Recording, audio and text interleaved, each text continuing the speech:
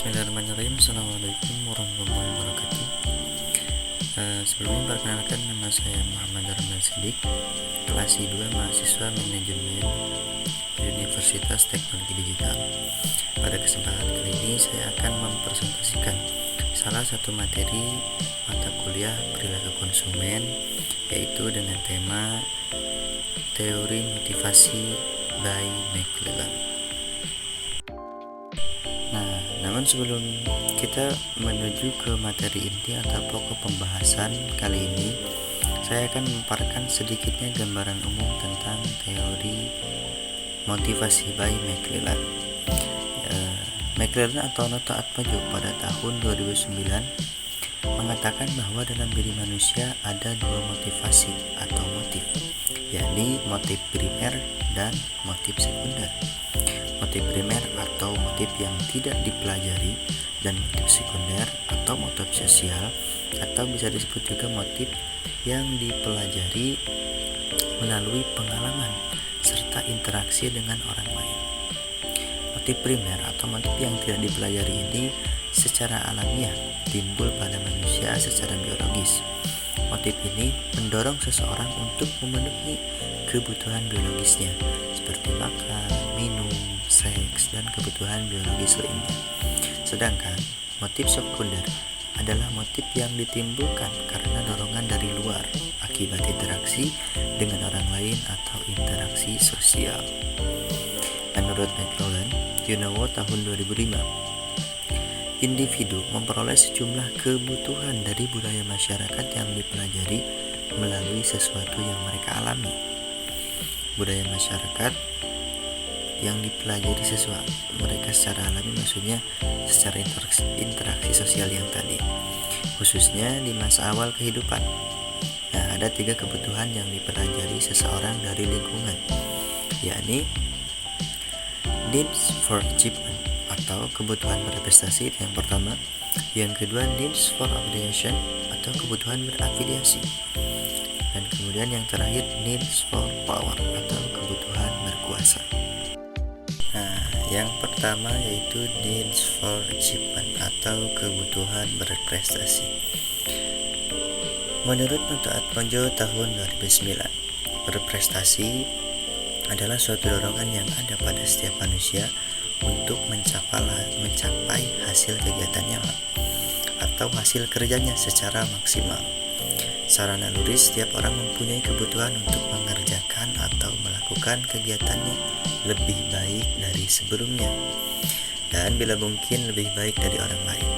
Kebutuhan berprestasi ini tercermin dalam dunia kerja, antara lain berani mengambil tanggung jawab pribadi atas perbuatannya, selalu mencari umpan balik terhadap keputusan atau tindakan-tindakannya yang berkaitan dengan tugas-tugasnya, selalu berusaha melaksanakan pekerjaannya atau tugasnya dengan cara-cara baru atau inovatif dan kreatif, senantiasa tidak atau belum puas terhadap setiap pencapaian kerja atau tugas, dan sebagainya. Wallendow 1988 mendefinisikan kebutuhan akan prestasi merupakan keinginan untuk berprestasi lebih baik, atau menganggap berprestasi lebih baik itu adalah penting. Ukuran keberhasilan di sini didasarkan standar yang ada dalam diri individu. Yang dimaksud dengan keinginan berprestasi adalah apabila seseorang mengarahkan pikiran dan tingkah lakunya untuk menghasilkan sesuatu yang lebih baik, disadari atau tidak. Keinginan yang timbul secara spontan ini akan membuat seseorang menjadi aktif. Dia akan selalu mencari hal-hal yang disarankan, hal-hal yang dirasakan menantang, ingin mendapatkan umpan balik, tidak mau menerima pengarahan dari orang lain. Bagaimana kita mengetahui orang-orang yang memiliki motivasi tersebut? Menurut Wallendow, orang yang mempunyai dorongan berprestasi yang tinggi akan memperlihatkan ciri-ciri tingkah laku sebagai berikut. Yang pertama, bertanggung jawab sepenuhnya atas perbuatan-perbuatannya, berusaha untuk melakukan sesuatu dengan cara-cara baru, mencari hasil penilaian dari apa yang telah dikerjakannya, dan memilih risiko yang sedang di dalam perbuatannya. Nah, selanjutnya yang kedua, yaitu needs for affiliation atau kebutuhan berafiliasi. Lebih simpelnya atau untuk lebih bisa dipahaminya, needs for affiliation itu bisa kita sebut dengan kebutuhan untuk bersahabat. Nah, kebutuhan untuk berafiliasi didefinisikan McLellan sebagai suatu ketertarikan pada orang lain yang bertujuan untuk meyakinkan perasaan bahwa dirinya dapat diterima oleh mereka. Menurut Landau, kebutuhan untuk berafiliasi ini didefinisikan sebagai suatu keinginan bersahabat, seperti yang tadi saya katakan, atau berada bersama orang lain.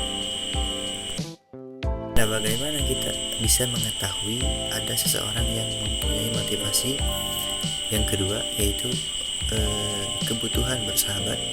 Nah, orang yang kebutuhan untuk berafiliasinya tinggi memperlihatkan ciri-ciri yang pertama, lebih suka bersama orang lain daripada sendirian.